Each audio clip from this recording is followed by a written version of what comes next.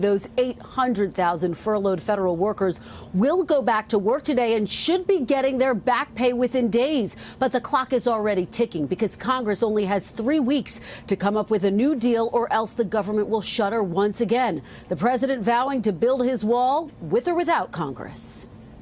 This morning, the government is open for business for now.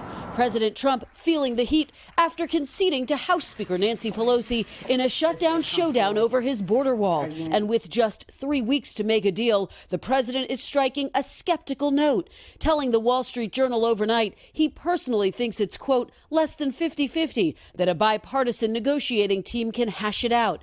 Mr. Trump vowing he will still build his wall, even if he has to go around Congress and declare a national emergency. Another option, shutting down the government a second time, a point his acting chief of staff echoed on Sunday. He's willing to do whatever it takes to secure the border. It comes amid new figures about the cost of the 35-day shutdown, nearly $6 billion, according to the S&P, millions more than what the president was asking for the wall. The historic standoff hurting the president politically. According to a new NBC News Wall Street Journal poll, 50% of respondents blame Mr. Trump for the stalemate. House Speaker Nancy Pelosi praised by Democrats for her strength, now emboldened after telling Savannah earlier this month. Well, I don't know if he knows how to deal with women in power and women with strength, but we'll see. It's all energizing Democrats as the race for 2020 heats up. California Senator Kamala Harris officially declaring her presidential run Sunday. When democratic values are under attack around the globe, when we have foreign powers infecting the White House like malware,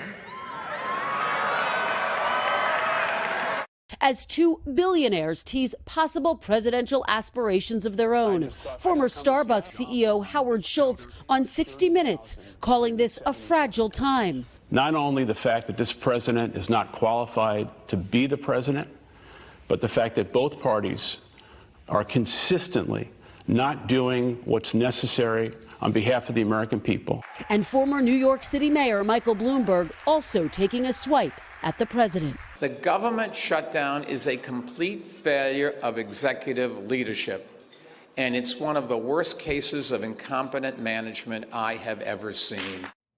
So, Kristen, there is some buzz of another person who has not closed the door on running for president. We're talking about Hillary Clinton. What do you know about that? Well, Hoda, CNN is reporting this morning that according to 3 sources, former presidential candidate, former Secretary of State Hillary Clinton is telling people that she's not totally closing the door to the idea of a 2020 run.